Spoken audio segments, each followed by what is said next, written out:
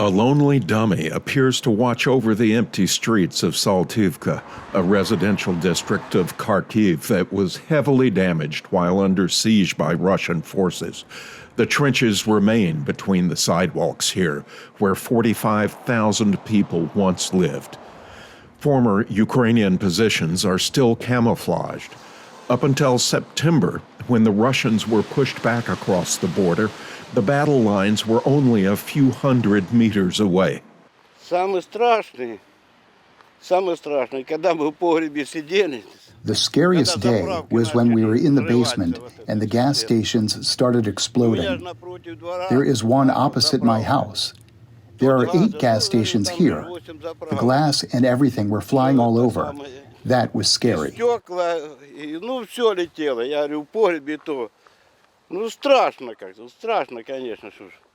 Alexei Yermak is one of about 4,000 men, women, and children living in Saltivka.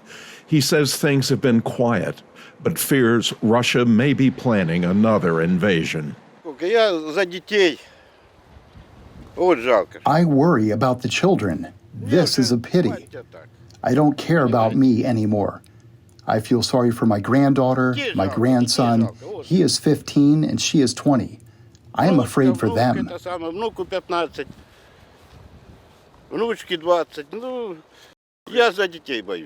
Kharkiv is the second largest city in Ukraine and the country's first capital. Russian forces surrounded it from February to September in an attempt to capture the city. They could not, but left it in ruins after being forced back. Yuri Sidorenko is the city's spokesman. About 500 residential buildings cannot be restored at all. Sidorenko says another 1,000 buildings were hit by Russian artillery. And he adds, reconstruction will not begin until after the war, since there is a risk that everything will be destroyed again. In recent weeks, attacks on Kharkiv have intensified. Now the Russians are using ballistic missiles fired from Belgorod, Russia's biggest city in this region, less than 100 kilometers away.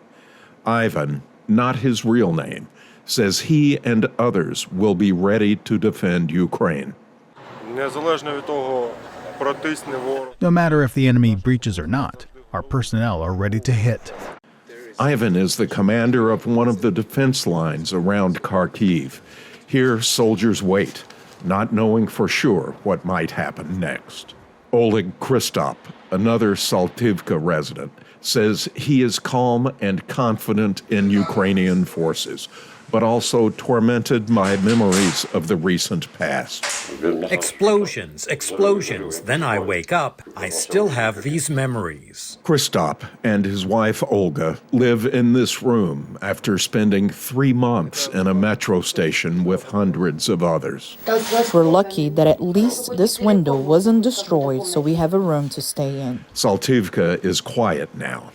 Young mothers stroll with their babies. But everyone here seems to know that everything can change in the blink of an eye.